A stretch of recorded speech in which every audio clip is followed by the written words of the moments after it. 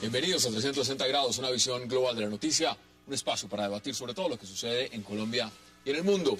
Y hoy 360 inicia hablando de todas las consecuencias que ha generado la visita de Enrique Capriles a Colombia, que desde Caracas es vista por el presidente Nicolás Maduro como parte de una operación psicológica dirigida desde Bogotá para debilitar la democracia en Venezuela. Mientras en Bogotá, Enrique Capriles pidió en una rueda de prensa que no se dejara chantajear el gobierno Santos del chavismo ante la amenaza de abandonar los diálogos de paz. Nicolás Maduro denunciaba desde Venezuela un supuesto plan para asesinar a Diosdado Cabello y a otros líderes del Partido Socialista Unido de Venezuela. ¿Qué consecuencias vienen para Colombia luego del huracán Capriles? Muchos temas que vamos a debatir esta noche en 360. Y en nuestro segundo bloque hablaremos y estará centrado en San Andrés y en las pocas noticias que se tienen acerca de las estrategias del gobierno del presidente Juan Manuel Santos para enfrentar el fallo de La Haya que graves perjuicios económicos ha traído para los isleños. El 19 de noviembre del 2012, Colombia perdió 75.000 kilómetros cuadrados de mar territorial con Nicaragua y desde entonces poco o nada se sabe acerca de las negociaciones entre los dos gobiernos.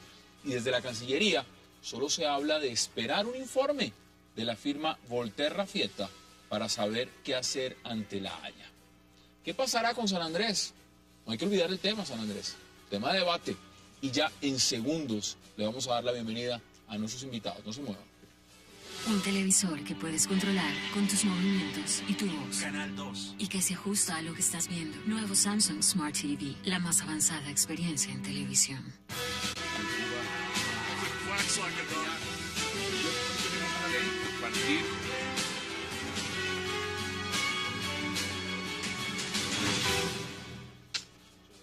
Y qué gusto darle la bienvenida esta noche a 360 a Paloma Valencia, representante Germana Bastalero. Pero un momento, Hazard. Yo dije, no entiendo, porque usted pone en primer lugar un asunto como el de Capriles. Para mí, como colombiano, en primer lugar debe estar lo de Nicaragua. Pero este país lleva criticando lo que hacen los vecinos y no ha movido un dedo para pedir explicaciones por lo de Nicaragua. Ese es el patriotismo de los colombianos. Mire, yo interpelo, eso sí es algo de producción. A mí, yo no sé de quién sea, pero son todos los medios. Mire que Hazard son todos los medios de comunicación que han olvidado el problema de Nicaragua por meterse en la casa del vecino. Un acto de nacionalismo sería, como le digo, pedir explicaciones, pero no. Estamos preocupados por criticar a ver qué hacen los señores de allá y lo que hacen los de acá, ¿qué? Miren, y ya vamos a tocar el tema porque además vamos a tener todo un bloque completo para hablar de San Andrés. También demos la bienvenida a Ricardo García y a Carlos Patiño. Gracias, por supuesto, por aceptar la invitación. Ya que usted empezó, pues démosle la palabra de una vez. Congresista, ¿cómo? Le voy a contestar como un cachaco. Primero las damas. Bueno, primero las damas. Paloma, bienvenida. Muchas gracias, representante. ¿Cómo le ha parecido a usted el tema y lo que ha significado y los efectos de la visita de Enrique Capriles a Colombia? Hombre, es un fenómeno muy interesante, entre otras cosas, porque yo creo que los colombianos en general estábamos esperando una reacción del gobierno para proteger la democracia en Venezuela. La gente dice que es que no, pues que no es tan grave, que no es asunto interno, pero Colombia ha tenido una tradición democrática que ha significado que en muchas ocasiones hemos roto relaciones con gobiernos dictatoriales simplemente porque creemos en la democracia y creemos que es un valor que debe ser respetado, más aún en un pueblo hermano como el venezolano. Sin embargo, creo que esa ilusión es parte de una estrategia mucho más calculada del presidente Santos, que no mueve nada sin haberlo pensado. Claro que lo recibió muy a escondidas como para generar la noticia, pero, exactamente, generar la noticia aquí, pero no generar mucho impacto en el exterior. Obviamente el impacto se generó y se generó de la manera que se esperaba que se generara en un régimen que es bastante paranoico como el de Maduro, en una debilidad institucional, en una debilidad ante los venezolanos, con un problema de escasez de alimentos, con un problema económico de fondo y que está tratando de comprar un pleito para, pues, ya para hoy está diciendo Nicolás Maduro que hay planes desde Colombia para asesinar a Diosdado Cabello. Ellos les encanta ese tema porque es una manera de hacer política. Sin embargo, ahí también entendí varias cosas que me parece interesante analizar y es el efecto sobre la paz. Mucho se decía que el presidente Santos pues dependía enteramente de Venezuela. Se ve que el presidente está sintiendo que las FARC ya están avanzaditas en la negociación y en ese sentido ya Venezuela deja de ser importante en un sentido Por otro lado, le va a hacer sentir a Maduro la importancia del apoyo de Colombia, que estaba como dado muy gratis, y que entonces ahorita hay que sopesarlo, pero ya vio al vicepresidente.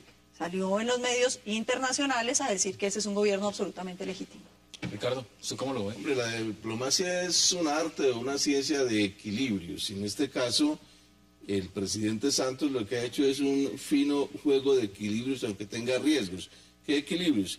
Había reconocido el triunfo de Maduro, necesitaba algún gesto que le permitiera equilibrar las cargas y recibir a Capriles. Es ese gesto que le permite esa diplomacia de equilibrios en que no pueda irse totalmente para un lado o para el otro. Una vez se dieron los resultados en Venezuela con esa polarización, pero además con ese casi empate y ese empate real que hubo, pues Santos necesita también hacer un gesto frente a la oposición. Se podrían imaginar pero lo un que iba a gesto pasar, que no lo le que se va a permita costos demasiado grandes. Ahora, otra cosa es que los tenga. ¿Costos en qué? Hombre, en el proceso de negociaciones. O sea, es un juego muy complejo. Nunca como antes podría darse una relación bilateral de orden diplomático que a su turno tiene factores muy importantes internos. La oposición política en Venezuela, la guerrilla en Colombia. Me da que es un manejo que requiere inteligencia diplomática. ¿Cómo lo ve usted, Carlos? No, creo que vamos sacando entre todos los puntos que hay acá sobre la mesa y yo creo que yo quisiera destacar tres asuntos que ya han sido mencionados, pero primero, esto muestra por las discusiones que ha presentado el gobierno de Nicolás Maduro, por el movimiento que han hecho sobre Roy Chatterton, por las declaraciones de Elías Jawa, que Venezuela ve el proceso de paz en Colombia como una jugada internacional. No un problema de política interna colombiana, sino un problema de política internacional y de acción internacional. Y esto, digamos, pone además desde esta perspectiva un tema muy interesante de cómo se mueve este proceso de paz y cuáles son sus implicaciones, cuál es el contexto en el que se mueve internacionalmente y qué elementos aparecen allí, que esto no es gratuito. Un segundo elemento que me parece muy importante es qué hay detrás en Venezuela. Y es que recordemos que es el protagonismo que ha habido de ayer a hoy, es un protagonismo entre Diosdado Cabello y Elías Jawa, que representan facciones completamente distintas, y esto lo habíamos visto ya desde la declaración de la enfermedad de Hugo Chávez, y representan facciones distintas, entre otras, porque Diosdado Cabello tiene una conexión muy fuerte con ese sector nacionalista de los militares, que hoy parecen ser una gran amenaza para Nicolás Maduro, y esto empieza, digamos, a generar una especie de también lucha por el protagonismo político de quién representa tener ese control de la política internacional y ese control de esa relación.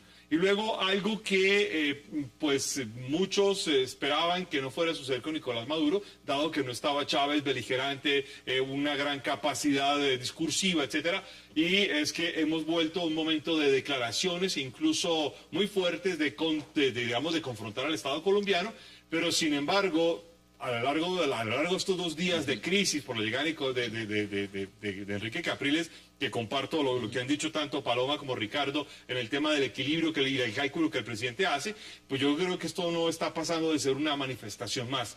Creo que se resuelve, digamos. Creo que Venezuela no puede tomar otra acción. Es que ¿qué puede hacer? ¿Negarse a un acuerdo económico? Imposible. ¿Qué dice usted? Me contabas tú que el doctor Patiño es historiador. Historiador, periodista, Sé que es analista cierto. político. Yo voy a vivir la historia. Yo me traslado a 1970. Ministro el gobierno era el Tigrillo Noriega, ¿recuerdan ustedes? Yo era servidor público en aquella época. Las elecciones las tenía ganadas a eso de las 9, 10 de la noche en la Rodas Pinilla, yo recuerdo. De pronto, ¡pum!, cortan las comunicaciones y en la madrugada del día siguiente, en Nariño, triunfa el doctor Misael Pastrana Borrero. ¿Miento, doctor? No. El periodista Telles. Puesto de testigo de excepción, pues. No, usted es historiador. Y si usted recuerda, el periodista Telles, en El Espectador, ahora para el 9 de abril, trae un recuento de la zozobra en Palacio, allá en la calle 10, y cómo trataban de cambiar, y no sabían nada que hacer. ¿Usted se le recuerda lo que está pasando ahora? Un momentito. Y se cambian las elecciones. Yo trabajaba en la Procuraduría para aquella época. Oiga, el país protestó, pero yo no vi nunca a los venezolanos, ni a los ecuatorianos, ni a los mexicanos, ni siquiera a los gringos metidos en el paseo nuestro. Este lo solucionó Carlos Lleras con el cuento de que guarden, escondan los relojes y pum, se acabó. Y saque la tropa y cállese la boca a todo el mundo, porque así fue. Y yo no vi al mundo metido acá. No lo vi. Pero, doctor Navas, ahí hay una diferencia. Estoy jugando con la historia. No, pero le voy a decir cuál es la diferencia para que usted la tenga en cuenta. El hecho de las elecciones no es lo grave, es el fenómeno de acabar con la oposición política venezolana, que le quitan el derecho a hablar en el Parlamento, que los cogen a patadas en el Parlamento, que les quitan la posibilidad de intervenir en medios de comunicación. Doctora Paloma, yo no niego que eso pueda estar ocurriendo allá, pero yo le ruego un favor, en su columna hágame un favor. Pídale a este país que le dé garantías a la oposición, al pueblo democrático. Yo estoy de acuerdo. No hay la ley de garantías en Colombia. Crítica, en Colombia no hay una ley de garantías para la oposición. No la tenemos. Entonces, ¿qué hacemos? Estamos de acuerdo. Primero, ¿usted cree que se están intrometiendo demasiado en asuntos de Venezuela y deberían dejarlos tranquilos? Mire, que cada cual haga lo suyo. Cuando el caso de México, que fue casi por un punto que perdió el mexicano López Obrador, yo no voy a nadie atreverse a meter mano allá. Pero no, es que yo pienso que hay un fenómeno distinto de la democracia se acaba no por las elecciones, se acaba por el fenómeno de destruir la oposición política. Pero no, es muy distinto. Es distinto, doctor Talero, y usted entenderá que una cosa es que a usted ni siquiera lo dejaran hablar en el Congreso, que usted no lo dejaran venir a este programa, que si estuviera hablando el doctor Robledo Usted tal vez no recuerda, la noche que se aprueba la primera reelección del presidente Uribe, presidía don Odín Sánchez, y me quitaron el micrófono, y no me lo abrieron. Y ahorita no olvidé, el señor Gaviria, ¿qué me hizo a mí? Cuando lo de justicia, que yo me oponía a esa reforma de la justicia, y como no le interesaba que yo verificara me cerraron los micrófonos. Pero lo segundo, doctor Navas, es que los venezolanos, la oposición venezolana está viniendo a pedir auxilio a Colombia. Bueno, ya lo han hecho varias veces, ya han hablado pero yo recuerdo que la señora Piedad Córdoba una vez a México y dijo algo así contra el gobierno colombiano y le procesaron por traición a la patria. Es diplomático ahora. El caso de Santos, supongo yo que una vez reciba a Capriles como un gesto en la medida en que el resultado electoral y toda la controversia que hubo al interior de Venezuela se convirtió, tuvo eco internacional, pues tiene que ser un gesto.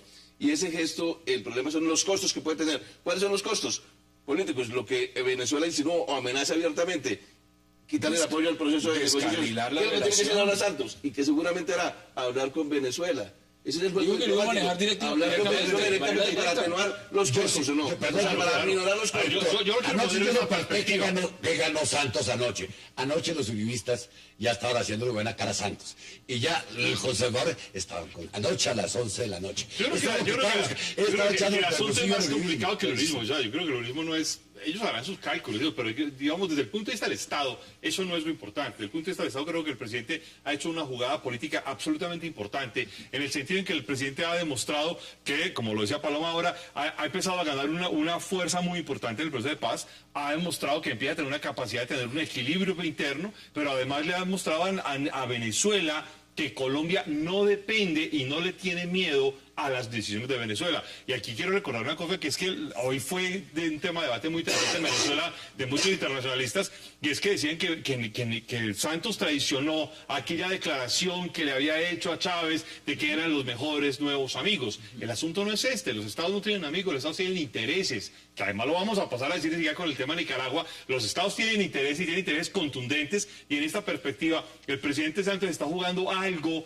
que, digamos, aparece mucho más allá de simplemente un gesto. Creo que aquí hay una especie de apuesta estratégica que todavía no vemos qué es lo que está moviendo el presidente por debajo, pero yo sí creo que la visita de Capriles, tal y como llega Capriles, tal y como se presenta en la Casa de Nariño, ¿cómo se reúne? Es decir, en la diplomacia todos los símbolos juegan un papel fundamental. La forma en que se presenta Capriles, la discreción con la que habla y todo lo que sucede, y digamos, todo el conjunto de declaraciones que se desatan, que además son un poco exageradas de Venezuela, diciendo que esto es un complot de la derecha y que Santos se ha presentado el gran complot de la derecha para matar a Diosdado Cabello. Esto no tiene ni pies ni cabeza, pero lo que sí es muy interesante es el pulso que están haciendo los dos gobiernos en este momento. Un pulso que, insisto, la gran diferencia, por ejemplo, a la crisis de noviembre de 2007 o a la crisis de marzo de 2008, es que en este caso la economía venezolana no se puede dar el lujo de generar una ruptura con Colombia, porque entre otras, las empresas colombianas no pueden tampoco venderle, porque recordemos, y aquí viene un problema del gobierno colombiano,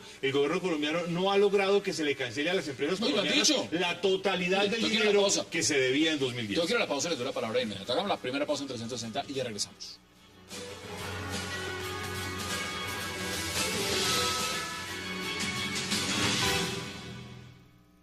Porque yo quiero que Colombia no le dé importancia a quien no tiene importancia. Lo que ustedes escucharon ayer son barbaridades. Barbaridades de quienes no tienen con qué.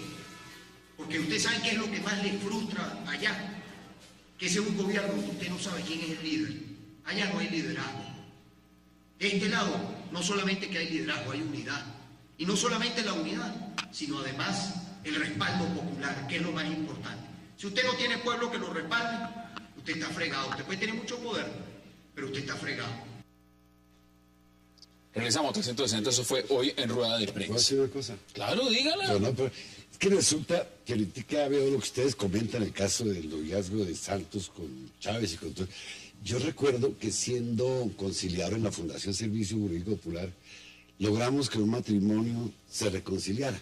Entonces, la pareja de gobierno, marido y mujer, ¿qué ejemplo? Resulta que el tipo tuvo la falta de tino, desaguisado, de encontrarse con su examante, causante de la ruptura en su oficina. Y eso volvió a costar la separación. Yo traté de decirle a la señora que entendiera, dijo, ¿usted qué haría en ese caso? Entonces entiendan que no deben estar muy contentos cuando les hacen esta jugada de decirles, soy su nuevo mejor amigo y termina con la marcha otra vez. Por favor, es de buenas maneras, nomás eso. Conceptuales, la jugada de Santos es darle curso con un fondo pragmático a una diplomacia ambivalente. Estuvo en UNASUR validando el triunfo de Maduro, ahora le hace un gesto a la oposición para poder colocarse en una cierta bisagra, en un punto de bisagra entre los distintos bloques de América Latina. Ricardo, a ver, hay un tema de fondo también. No se puede desconocer lo que está pasando internamente en Venezuela. Hay una crisis profunda en el tema económico, hay desabastecimiento, hay un tema de legitimidad, hay una oposición que ahora, algunos dicen, como el propio Enrique Capriles, nosotros ya somos no solo la mitad, somos un poquito más de la mitad. El país ha cambiado. ¿Ustedes ven un tema de legitimidad que esté tambaleando en Venezuela? Y me refiero a la presidencia de Nicolás Maduro. No, pues está tambaleando desde que subió. Y en ese sentido, que el propio presidente Santos esté diciendo, hombre, yo tengo que jugar mis cartas distinto, tengo que jugarlas distinto. Yo no quisiera pensar que el presidente Santos lo que quiere es subir en las encuestas y subirse al bus ganador. Uno no quisiera pensar eso, sin embargo, pues hemos visto de para atrás, y pues bueno. Pero uno no quisiera pensar que esos son los móviles. Me encanta que coincidas conmigo, me encanta. O sea, ¿usted está de acuerdo con ese punto? Claro, es una jugada para ganarse al uribismo y a los conservadores que estaban bravos con él. Es un tema electoral. Pero tampoco estamos tan regalados, doctor Navas Tanero. No se preocupe. Mire, el doctor Santos tiene sin cuidado el país con tal de pensar en su ego. Él quiere ser reelegido. Y así tenga que bailar con la más fea, lo va a hacer. La más fea aquí es Capriles. Yo quiero concentrarme en lo que has dicho. El tema yo soy pragmático en la política. De la legitimidad de las decisiones de Venezuela. La diferencia de un 1.49% en el caudal de votos es una diferencia realmente pírrica frente a una capacidad electoral como la que se movilizó. Y además luego viene todo el debate de si recuento, no recuento, de si sí, de si no, y todas las declaraciones de chavistas muy serios que pasaron ahora a la oposición a decir que hubo fraude. Además el hecho mismo de que desde el principio Diosdado Cabello lo ha dicho de que se equivocaron todos los venezolanos poniendo a Nicolás Maduro, que Nicolás Maduro, ojo, y esto es muy importante, no tiene ni el carisma, ni la credibilidad, ni la habilidad de Chávez para tomar decisiones ni para mover los asuntos gubernamentales. El asunto de la crisis económica, el asunto de la devaluación, el asunto, bueno, el hecho de que el papel higiénico se vuelva símbolo del desarrollo económico, yo creo que ya... Hoy hicieron un operativo.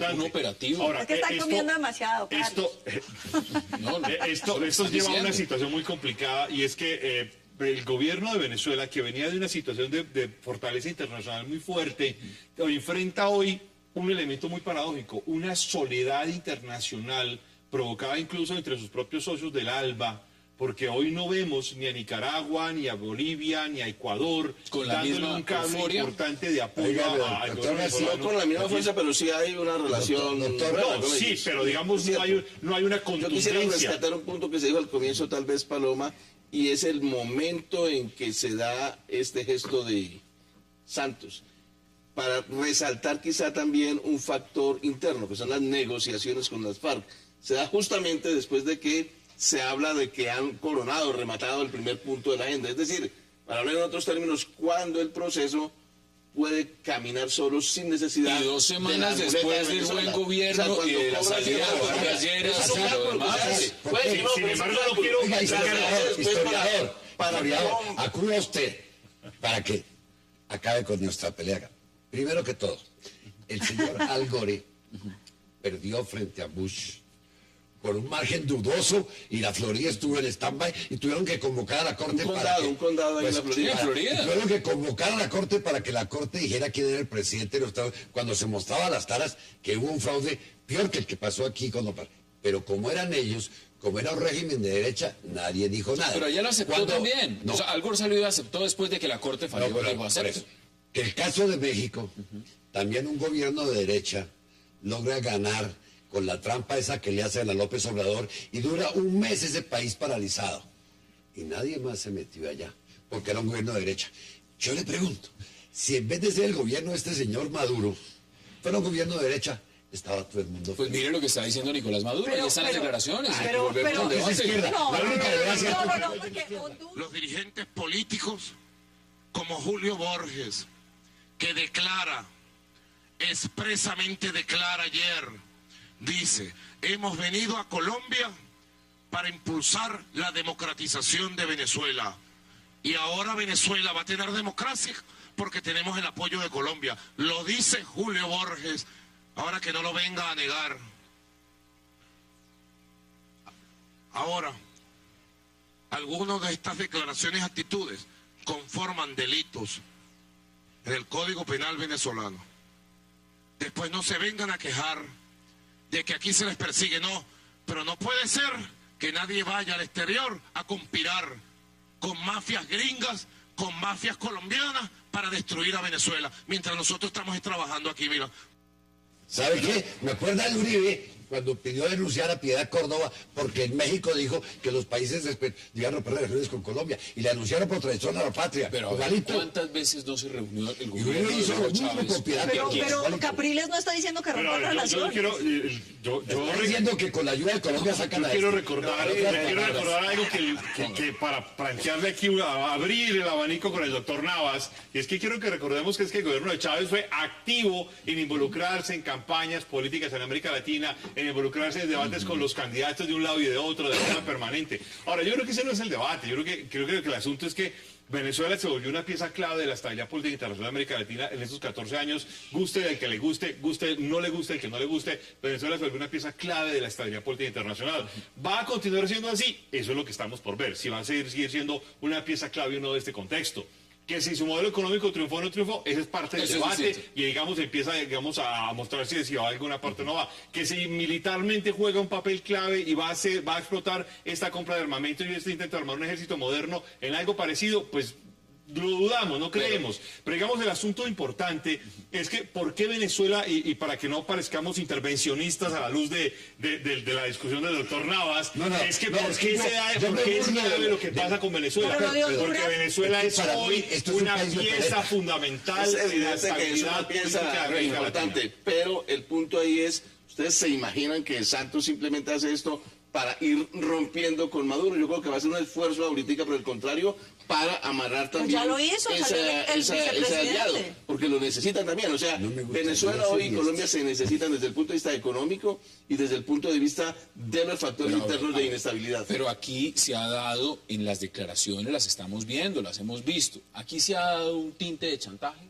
Le están diciendo al gobierno colombiano, Pero, pues, un claro. momento, señores, ustedes tienen Mire, que jugar el- con la agenda de nosotros porque si no, no descarrilamos la relación. El presidente Santos le ha jugado siempre a ponerle una vela a Dios y otra al diablo. Y eso es lo que le gusta, quedar bien con todo el mundo. Esa política es linda, pero eso tiene un límite temporal, porque llega un momento donde usted tiene pues que mostrar dónde es que está. La política, infortunadamente, ahí sí como dicen, es dinámica.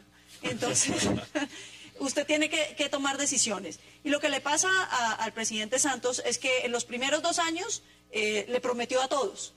Y en los segundos 2 años, pues la gente espera que le cumpla a alguien. Y cuando le cumple a unos, pues los otros quedan bravos. Entonces aquí viene una cantidad de facturas no pagadas que le están saliendo. Cuando el presidente Santos, después de las denuncias tan graves que hizo el gobierno Uribe sobre la presencia de los campos de las FARC en el territorio venezolano, la ayuda que estaban recibiendo de la dirigencia venezolana, los narcoterroristas de las FARC, que ahí está la foto de la Harley Davidson, pues en Venezuela, pues si quedaran dudas. Ahora, pues yo creo que entonces él le hizo esa apuesta. Pero entonces, ahora que eso ya no va tan bien y que él no logró ser el sucesor de Chávez, que era plantearse como el gran líder de la izquierda latinoamericana, entonces ahora se devuelve y entonces está montadísimo en la cumbre del Pacífico, está pensando en... Para los lados. La diplomacia no hay que definirse tan rápido por un polo o por el otro. La diplomacia justamente hay que poner los huevos en distintas canastas. Ese es el arte de la diplomacia. Otra cosa es internamente en una democracia. Hay que diferenciar las políticas al interior de un sistema político y las políticas con los demás estados, ¿no? Donde hay que jugar mucho. Yo quiero reconocer algo que dijo el doctor Navas ahora, es que yo sí creo que hay que reconocer que el presidente se jugó una carta que le da una popularidad.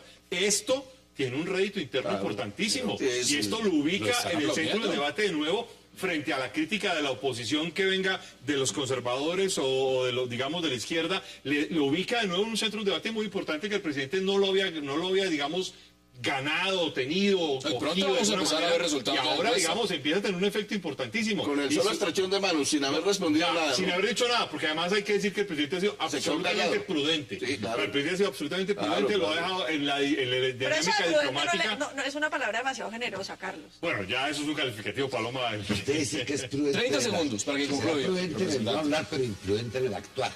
Mis 30 segundos, por favor, señores colombianos, no nos preocupemos tanto de lo que pasa en Venezuela. Ya vamos a hablar de San Andrés. Critiquemos lo que pasa aquí. Miren lo que ha hecho el Congreso, quiénes lo ha hecho. Y luego no repitan los errores de siempre. A mí me tienen sin cuidado. Como colombiano, lo que pasa en la casa de junto. Quiero tapar las goteras que inundan la sala de mi casa. Ya vamos a hablar de ese tema que también es muy importante, porque volvemos después de la pausa para hablar de San Andrés. Ya volvemos.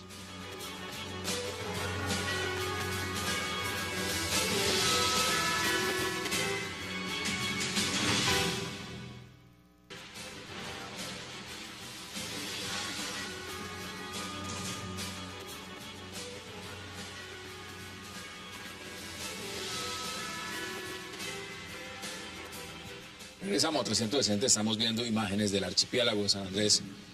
Bueno, representante, usted dirá que hablemos de las goteras en la casa, en la propia. Sí. ¿Cómo ve el tema San Andrés? Yo, con mucha lástima, mucha tristeza. El año 2002-2003, el doctor Alberto Lozano Simonelli me regaló su obra La amenaza de Nicaragua, porque el doctor Lozano quería que se hiciera un debate en la Cámara sobre el tema. No me lo aceptaron, nunca lo hicieron. Tengo el autógrafo en el libro con la fecha, por eso la recuerdo. Me la leí con cuidado, me preocupé. ¿Qué han hecho hasta el momento después del fallo de la Haya? Nada. ¿Qué ha pasado? Mire, digamos literalmente, ¿qué ha hecho el gobierno? ¿Qué ha hecho? Yo pedí, incluso me acompañó en la firma el actual presidente de la Cámara cuando dije, invitémoslos para que aquí, ante su juez natural, le expongan al país qué fue lo que pasó. Y pedí que invitaran al señor Pastrana y al señor Uribe. Porque si usted mira la fecha de la demanda y cuando se entra para fallo, pues coincide todo quién manejó eso. La firmaron y nunca le quisieron poner fecha. Es más, una vez tentativamente habían citado al doctor Uribe y al doctor Pastrana, entonces uno de ellos se quedó en la puerta porque no han querido. Eso me obligó a mí en diciembre a presentar... Diciembre. Sí, diciembre del 2002. Sí, ya hace 7 meses, 6. Presenté denuncia contra estos dos expresidentes por indignidad ante la Comisión de Acusaciones. Ya por lo menos fui informado que uno de mis testigos, el doctor Ramiro Zambrano, quien fuera el embajador de Chile, comparezca para que le muestren al país cómo se manejaron esas relaciones. Ahora, mire. Es que, mire, yo quiero precisarle a ustedes una cosa. Yo en ningún momento, esto es una imputación de dolo, jamás. porque entonces estaría hablando de traición a la patria. Yo estoy hablando de una pérdida por negligencia, por imprudencia, Mire, por en imperio. este momento me escriben desde San Andrés, de los televidentes que nos están viendo, dicen, Sebastián Ramírez, soy de San Andrés, el 20 de julio vamos a marchar contra el fallo. Ahora, yo les pregunto por qué. Porque en ese momento ya se sabe que Nicaragua estudia ir por más. Es decir, y tiene argumentos para ir por más. La gran pregunta es, ¿qué ha hecho Colombia? ¿Qué ha hecho Colombia hasta en este momento, después de que ya se perdieron 75.000 kilómetros en ese fallo de La Haya? ¿Qué ha hecho Colombia? Cambiar de embajador. ¿Usted cree que se ha quedado lento? ¿Que se ha quedado lento? Sí, exactamente, cambiar de embajador. Yo lo que creo es que, mire, desde el principio el Estado colombiano siempre ha tenido un problema estratégico. Siempre, históricamente. El Estado colombiano no tiene claro cómo define su territorio, en dónde están planteadas las condiciones estratégicas de defensa de las fronteras. El Estado colombiano sigue teniendo una gran debilidad de control territorial, no está presente en más del 50% del territorio como Estado y como estructura estatal. Digamos, eso tiene una serie de implicaciones. En el caso de Nicaragua, desde que se puso la primera, incluso Nicaragua planteó el tema de desconocer el tratado Bárcenas-Esguerra, en Colombia empezó un debate muy por debajo, un debate muy silenciado, pero mientras que en Nicaragua se volvió un tema público de primera instancia, de debate inicial, en Colombia siempre fue un tema por debajo, un tema encerrado en algunos círculos de abogados, en el que nunca se planteó una perspectiva geoestratégica del Estado, y esto no tiene que ver con concepciones ideológicas, tiene que ver con la concepción de cómo se defiende el Estado. Y esto que está en Nicaragua desde el principio, muchos dijeron, muchos dijimos, no es un tema marítimo, no es un tema solamente de unos cuantos metros cúbicos de agua, es un tema que Nicaragua va por todo el archipiélago y se planteó intensamente durante los últimos 7, 8 años, y hoy es claro que Nicaragua va por todo el archipiélago. Vamos al y ahí, tema. digamos, empieza a darse un fenómeno de fondo. ¿Qué está Ahora, haciendo Colombia? Quiero afirmar esto. El comportamiento de Colombia frente a Nicaragua es sistemático en el resto de las fronteras. Mira, hay dos grandes problemas ahorita, 6 meses después del fallo. Uno, que el probable argumento para pedir una revisión del fallo no es tan fuerte, que es el tema, aunque de contenido es muy importante, que es el tema de la reserva de la biosfera Seaflower, donde hay una riqueza enorme desde el punto de vista biológico. Entonces, Colombia va a alegar, se va a hacer su argumento, que el fallo no tuvo en cuenta que eso está protegido como patrimonio de la humanidad por la UNESCO y que, por consiguiente, podría revisarse. Mire. Es importante, pero jurídicamente no resulta tan prometedor. Y el segundo punto es la posibilidad de que en este año Nicaragua haga otra demanda ante la Corte por la prolongación de la plataforma continental marítima. 200.000. Mire, vamos por partes. Colombia ha pedido un informe. El informe es el informe Volterra Fietta, de la firma Volterra Fietta, justamente para evaluar alternativas jurídicas. Ese pequeño informe costó $800.000.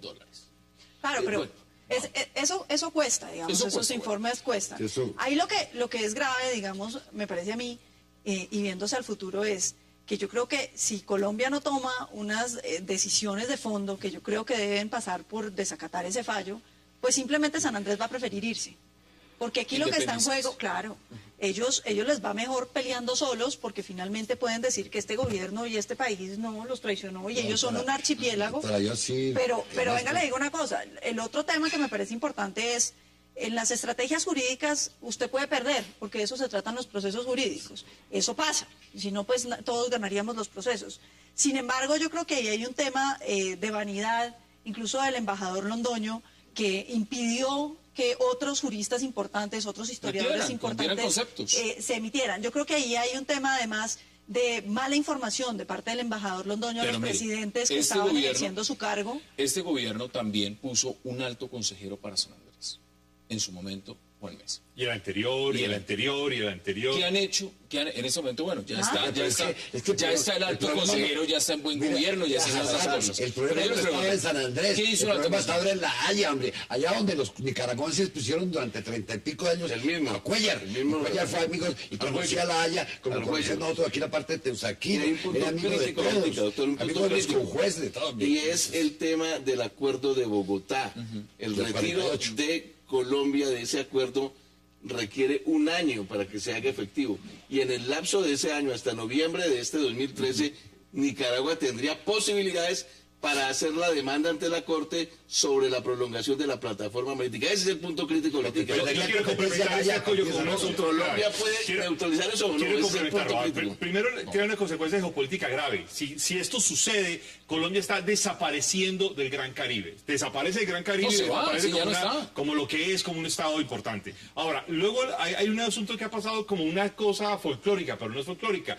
Nicaragua practicó de forma habitual la detención de pescadores sanandresanos y Colombia nunca movió la armada para hacer ninguna persecución en caliente, y esto tiene una lectura muy importante internacionalmente. A Colombia no le interesa recuperar ese territorio. En consecuencia, este es un asunto que está en disputa, es decir, si Nicaragua detiene y Colombia solo se limita a mandar una carta de protesta muy diplomática, muy querida, pero lo que está haciendo en la demostración es que o no tiene la capacidad, o no tiene cómo gobernar, o no le interesa el control de esa área. Y eso sí tiene una consecuencia. Pero la negligencia sí se demuestra, la negligencia de esos dos gobiernos, con el solo hecho de que se lean la obra de Alberto Lozano Simonelli, La amenaza de Nicaragua. Cuando la lee uno, él le está diciendo, va a pasar esto, le está advirtiendo al señor. No, pero mucho más allá, yo quisiera preguntar... Esto ha podido evitarse si el gobierno entra hábilmente, metido en el embrollo y se negocia más. Pero eso es mirar las cosas. En este momento, miremos hacia la perspectiva de lo que acaba de pasar y lo que puede seguir. Pero no, lo que se viene con todos los demás procesos. Todos los demás procesos internacionales. Voy por parte, usted lo decía, esa política de Colombia no es solo en esa frontera, es en todas. No, eso es lo que yo digo. Colombia no ha hecho sino perder en los tribunales internacionales. No hacemos sino perder, no somos capaces de manejarlo. La pregunta es, ¿para qué estamos en una cosa que no podemos? No podemos con la justicia interna y ahora pretendemos además colonizar la justicia ¿Qué internacional. quiere decir eso? Que va a terminar Nicaragua metiendo otro pleito y va a ir por la plataforma de las Naciones Unidas. Un trilema. Nada halagüeño. Uno, que haya una demanda en este año por parte de Nicaragua. La posibilidad es que se prolongue la plataforma continental hasta mucho más allá de San Andrés, al oriente, casi hasta Cartagena. Dos posibilidades. Que Colombia haga alguna cosa radical y se retire absolutamente, yo no sé cómo, más del acuerdo y no acate nada. Y tres, que es un problema complicado también desde el punto de vista de la imagen internacional. Desde el punto que nadie le creería entonces a Colombia. Y tres, que entra a negociar, como dijo López Michelsen hace muchos años. Si entra a negociar, antes de que perdamos. Le pregunto. Pero es que me toca lo que es cierto, el doctor López Michelsen también lo había advertido. Y el doctor López Michelsen y el doctor Augusto Ramírez fueron los que acuñaron la frase aquella de que eso era justicia salomónica. Esa la dijo Augusto Ramírez siendo canciller y regañaron hasta allá. Pero esa cosita, el doctor vino contentillo de tonto, de salida del partido de fútbol, que van a hacer una marcha en San Andrés. ¿Por qué no hicieron esa marcha exigiéndole al Congreso, exigiéndole que oiga a los expresidentes? Porque eso es demagogia política. Eso. Un tema. Cuando yo les pedí, apóyenme, salgan y exijan esto, ¿quién me acompañó? Uno de los temas. Usted acaba de pintar 3 escenarios. 3 escenarios. Sobre esos 3 escenarios, en este momento el gobierno colombiano ha avanzado en alguno de esos 3. En alguno de los 3 que no, está todavía como con complejidad. Ahí es donde quiero ir. No, Usted pinta 3 reacciones. Ha tomado pero posición es en que el primero, eso es lo que el tercero. presidente Santos interpreta como diplomacia. Yo sí estoy muy en desacuerdo de que la diplomacia es el ejercicio del equilibrio, ¿no? La diplomacia es el ejercicio de la defensa de los intereses nacionales. Y resulta que aquí la canciller y Santos considera que la diplomacia es no tomar ninguna posición sobre nada y estar como flotando ahí al vaivén de las aguas. No. Doctora, yo no soy santista, usted les consta, pero hay una cosa que sí es cierto. En Nicaragua, en presencia del señor Ortega, el doctor Álvaro Uribe Vélez, en grabación que existe, le dijo a ese señor, sea cual fuere el fallo que hubiere, Colombia lo acatará. Y se lo dijo él, siendo presidente de la República, a otro presidente de la República, y estando en trámite, ya el proceso en trámite. De manera que, si no es un acto de imprudencia eso, un acto de negligencia total, ¿qué es eso? Mientras aquí estamos en esta discusión, yo estoy monitoreando lo que está pasando. Ya hay más reacciones de Venezuela del primer tema que estábamos hablando. Y en este caso se está pronunciando ya directamente Nicolás Maduro. Y les voy a leer textualmente lo que está diciendo. Dice que se ha violado el acuerdo de Santa Marta y agrega que evaluará su relación con Colombia. Y ella está diciendo al presidente Santos que no se meta con Venezuela porque ellos son libres. Esto se los complemento y lo estoy leyendo en este minuto porque es el primer tema que tratamos. Pueden volver sobre el tema cuando quieran. Yo quiero seguir con el tema de Nicaragua. Yo quiero señalar lo de Colombia. Mire, si volvemos al tema de Nicaragua, hay dos opciones. Las dos opciones básicas son: o acatamos el fallo o desconocemos el fallo. Ese es primero. Y acatamos el fallo en serio, entonces decimos que esta condición, a pesar de toda la balcanización que se produjo sobre el área marina y todo lo que sucede, hay una balcanización por todas las bolsas que la Corte creó y toda la cosa. Entonces, acatamos el fallo con lo que eso implica, o lo desconocemos, y desconocerlo implica necesariamente incluso utilizar la Armada. Pero es que ni siquiera tenemos una armada que pueda en este momento, porque los buques importantes están en refacciones, hay una presión de no hay armada, no hay armada. Es una condición clave. Ahora, pero desconocerlo implica ser coherentes militarmente, coherentes jurídicamente, coherentes institucionalmente. Todo, es que yo quiero recordar un tema clave. Es que cuando uno va a Nicaragua, a San Andrés, uno se pasea muy bien por San Andrés, pero el abandono del Estado, la falta de presencia institucional... Lo han dicho acá los mismos políticos, la gobernadora, todo el mundo. Hay 3 o 4 grandes instituciones nacionales: la Armada, la Universidad Nacional de Colombia y alguna otra institución, el SENA y otra institución. Pero no hay más. Y eso es, digamos, una situación estratégica de fondo. Es que es hacer presencia en la frontera en serio, porque esa es una frontera viva e importantísima, con un problema adicional, que no es una frontera cualquiera, es una frontera con un pueblo que se declara raizal y donde además hay personas que declaran Carlos, usted pone un escenario, yo vuelvo y lanzo la pregunta: ¿cuál escenario hasta el momento ha adoptado el gobierno? Ustedes me dirán, ¿cuál? ¿Qué posición? Vamos a la pausa, usted no lo contesta. Hagamos la pausa.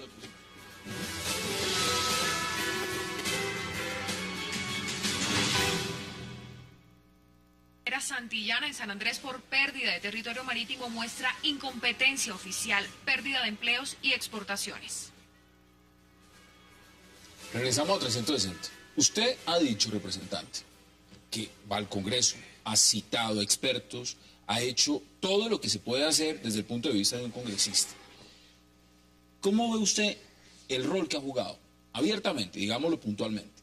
No hablemos del presidente Santos, hablemos de la Cancillería. ¿Cómo ve usted el rol que ha jugado María Ángela? La Cancillería, Cancillería esa señora, que no es mi amiga, pero encontró un hecho cumplido.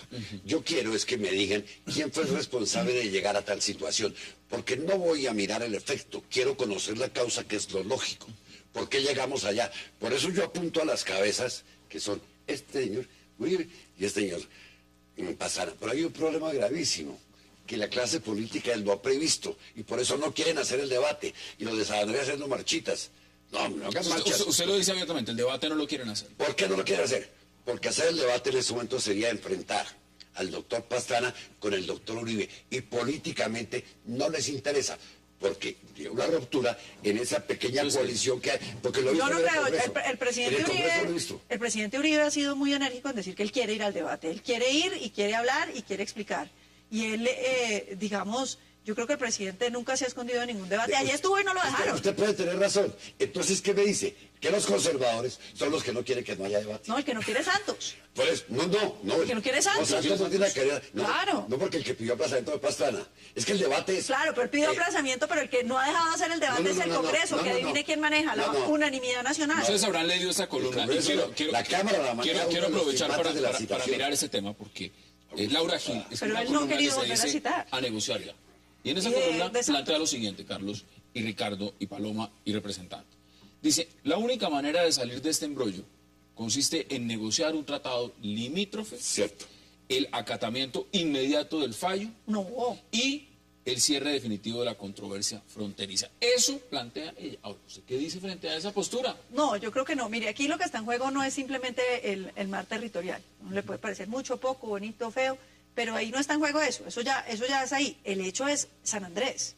Si nosotros no somos capaces de darle una respuesta satisfactoria a los sanandresanos, la posibilidad de que la isla busque su independencia es toda. Yo creo que ahí hay un tema de fondo. Entonces ahí viene la pregunta: ¿cuáles son los costos de desacatar el fallo y cuáles son los costos de acatarlo? Yo creo que esa es una solución, digamos, si San Andrés no estuviera pensando en irse. Pero que hay un tema de fondo y es, como lo decía Carlos, Colombia, el Estado colombiano es un Estado mal papá, porque a todos los hijitos chiquitos nadie les para bolas, los tienen botados, maltratados, nadie los atiende. ¿Tomando decisiones de Bogotá para lo que puede significar los intereses de San Andrés? No, pues ahora, claro, que es el problema de este país, ese centralismo con el que Bogotá maltrata a toda la provincia colombiana. que se la chupa, la descrema todos los años porque las únicas oportunidades en el país están en Bogotá, el presupuesto nacional está en Bogotá. Nosotros no tenemos la culpa los bogotanos de que ustedes hagan eso, porque todo provinciano que viene, en vez de regresar a su provincia, se quedan acá. Yo les digo una cosa. Acepto el centralismo, háganos un favor, llévenselo para otra parte y a los bogotanos. Claro, estamos de acuerdo, hay que sacar la capital administrativa de Bogotá. Sí, por consejo de Volterra, de la oficina Volterra, Colombia se decide hacer una demanda con recurso de revisión o de interpretación, tiene el problema que está reconociendo a la Corte internacional y por consiguiente tiene que cambiar todo y aceptar todo lo que diga la Corte. Esa es una desventaja tremenda. Sí, por otra parte, desconoce absolutamente todo, pues tiene que correr con los costos y hay un problema. Pero por eso, pero hay un problema jurídico y es que tiene que transcurrir un año para poder quedar invalidado todo. Dentro de ese año puede Nicaragua demandar y ¿quién le impide? Entonces ahí hay una gran dificultad. Y tercero, negociar. Evidentemente puede ser una salida, como lo advirtió hace muchos años López Miquelsen y como dice la columna de Laura. ¿Cuál es el problema? Y si Nicaragua dice que no, que demanda. Bueno, entonces la negociación dice que demanda. Eso es muy interesante, Ricardo. Eso es muy interesante porque Nicaragua, varios funcionarios de la Cancillería nicaragüense ya lo han dicho. Ellos no tienen nada que negociar con Colombia. Lo han planteado explícitamente. No tienen nada que negociar con Colombia. Y eso ya tiene una situación muy compleja, es que para negociar se necesitan dos partes. Es decir, Colombia tiene que plantear un asunto jugoso de qué le interesaría a la contraparte negociar en serio para este asunto. Si yo fuera nicaragüense, yo no negociaría nada. Es que recuerden que el tema de la demanda inicial era establecer una línea equidistante entre Cartagena y el área marítima que Nicaragua... Y el fallo le da alas a Nicaragua para que demande... Para pedir más. Ahora, aquí hay un elemento adicional muy interesante. El 33 de la sentencia, cuando dice, vamos a fallar sobre lo que pide Nicaragua, porque Colombia no presentó demanda de reconversión. Aquí viene una cosa, doctor Navas, que yo sí quiero interpelarlo. En 30 segundos. Si bien hay una decisión importante del gobierno pasado, el gobierno Uribe, el gobierno Santos tuvo la condición de el último debate ante la Corte y se quedó con lo que ya venía planteado. Y ahí tenía la posibilidad de haber replanteado. Yo no vengo a defender. Yo no soy un problema de Santos, lo que veo es un problema estratégico permanente del Estado colombiano, más allá de que sea cualquier presidente. Pero vea que la pregunta... La que usted enseña, cogí la historia con base en lo que conocía a lo de Jaime Pinzón López, lo de Alberto Lozano Simonelli, las otras que me había leído, cogí la historia. Y les hago un juicio frente a la historia, que el país sepa quién fue el responsable, y no que nos digan dentro de unos años, que como caso del que le entregó Panamá, el señor Mayarino, entonces es un héroe. Deme sus conclusiones en 30 segundos. Ante esa dificultad podría pensarse en la negociación, pero a condición, como dicen aquí los panelistas, de discutir previamente con Nicaragua a ver si hay opción. En eso terminamos. El momento de negociación ya pasó, porque ¿qué les vamos a ofrecer? ¿Otro pedazo de mar? Pues devolverlo como a cuenta de qué, si ya se lo tienen. La única alternativa que tiene Colombia es desacatar el fallo y tiene que ir mucho más allá. Es decir, si vamos a seguir perdiendo las demandas como las estamos perdiendo todos los días, hay que replantearse el tema de si queremos estar en las cortes internacionales, porque lo único que nos dan las cortes es derrotas y derrotas y derrotas. Pues malos abogados. Pues no somos capaces. Y nombran de abogados a quienes no son abogados, porque el doctor Londoño es coronel, cartógrafo, pero no es abogado. Y él fungía como defensor allá. Entonces, representante, gracias por aceptar la invitación. A usted por invitarme y disculpe que me salga tanto el patriotismo acá.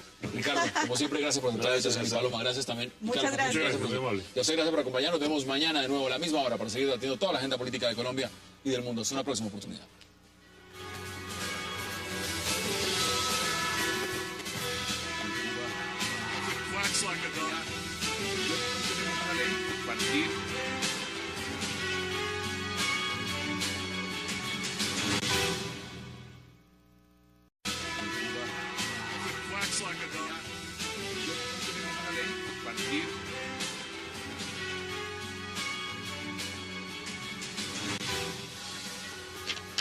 Bienvenidos a 360 grados, una visión global de la noticia, un espacio para debatir sobre todo lo que sucede en Colombia y en el mundo.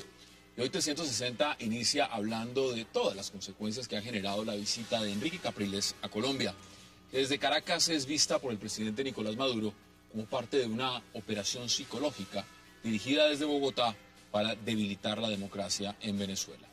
Entonces, en Bogotá, Enrique Capriles pidió en una rueda de prensa que no se dejara chantajear el gobierno Santos del chavismo ante la amenaza de abandonar los diálogos de paz.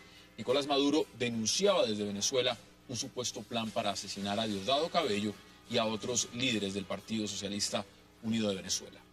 ¿Qué consecuencias vienen para Colombia luego del huracán Capriles? Muchos temas que vamos a debatir esta noche en 360.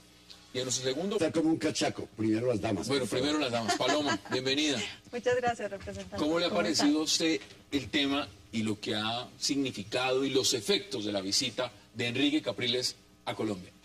Hombre, es un fenómeno muy interesante, entre otras cosas, porque yo creo que los colombianos en general estábamos esperando una reacción del gobierno para proteger la democracia en Venezuela. La gente dice que es que no, pues que no es tan grave, que no es asunto interno, pero Colombia ha tenido una tradición democrática que ha significado que en muchas ocasiones hemos roto relaciones con gobiernos dictatoriales simplemente porque creemos en la democracia y creemos que es un valor que debe ser respetado, más aún en un pueblo hermano como el venezolano. Sin embargo, creo que esa ilusión es parte de una estrategia mucho más calculada del presidente Santos, que no mueve nada sin haberlo pensado. Claro que lo recibió muy a escondidas como para generar la noticia, pero, exactamente, generar la noticia aquí, pero no generar mucho impacto en el exterior. Obviamente el impacto se generó y se generó de la manera que se esperaba que se generara en un régimen que es bastante paranoico como el de Maduro, en una debilidad institucional, en una debilidad ante los venezolanos, con un problema de escasez de alimentos, con un problema económico de fondo, y que está tratando de comprar un pleito para, pues, ya para hoy está exacerbarlo. diciendo Nicolás Maduro que hay planes desde Colombia para asesinar a Diosdado Cabello. Ellos les encanta ese tema porque es una manera de hacer política. Sin embargo, ahí también entendí varias cosas que me parece interesante analizar, y es el efecto sobre la paz. Mucho se decía que el presidente Santos pues dependía enteramente de Venezuela. Se ve que el presidente está sintiendo que las FARC ya están avanzaditas en la negociación, y en ese sentido ya Venezuela deja de ser importante en un sentido. Por otro lado, le va a hacer sentir a Maduro la importancia del apoyo de Colombia, que estaba acomodado muy gratis, y que entonces ahorita hay que sopesarlo, pero ya vio al vicepresidente. Salió en los medios internacionales a decir que ese es un gobierno absolutamente legítimo. Ricardo, ¿usted cómo lo ve? Hombre, la diplomacia es un arte. Lo que hablaremos y estará centrado en San Andrés y en las pocas noticias que se tienen acerca de las estrategias del gobierno del presidente Juan Manuel Santos para enfrentar el fallo de La Haya, que graves perjuicios económicos ha traído para los isleños. El 19 de noviembre del 2012, Colombia perdió 75.000 kilómetros cuadrados de mar territorial con Nicaragua, y desde entonces poco o nada se sabe acerca de las negociaciones entre los dos gobiernos. Y desde la Cancillería solo se habla de esperar un informe de la firma Volterra Fietta para saber qué hacer ante La Haya. ¿Qué pasará con San Andrés? No hay que olvidar el tema, San Andrés. Tema de debate. Y ya en segundos le vamos a dar la bienvenida a nuestros invitados. No se muevan. Un televisor que puedes controlar con tus movimientos y tu voz. Canal 2. Y que se ajusta a lo que estás viendo. Nuevo Samsung Smart TV. La más avanzada experiencia en televisión.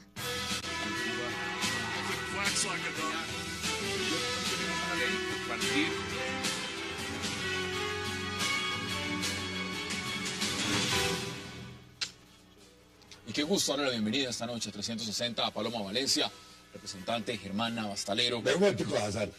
Yo dije, no entiendo, porque usted pone en primer lugar un asunto como el de Capriles. Para mí, como colombiano, en primer lugar debe estar lo de Nicaragua. Pero este país lleva criticando lo que hacen los vecinos y no ha movido un dedo para pedir explicaciones por lo de Nicaragua. Ese es el patriotismo de los colombianos. Mire, yo interpelo, bueno, eso sí se de producción. A mí, yo no sé, pero de quien sea, pero son todos los medios. Mire, Casal, son todos los medios de comunicación que han olvidado el problema de Nicaragua por meterse en la casa del vecino. Un acto de nacionalismo sería, como la broma, pedir explicaciones, pero no. Estamos preocupados por criticar a ver qué hacen los señores de allá y lo que hacen los de acá, ¿qué? Miren, y ya vamos a tocar el tema porque además vamos a tener todo un bloque completo para hablar de San Andrés. También demos la bienvenida a Ricardo García y a Carlos Patiño. Gracias, por supuesto, por aceptar la invitación. Ya que usted empezó, pues démosle la palabra de una vez. Congresista, ¿cómo? Le voy a contestar.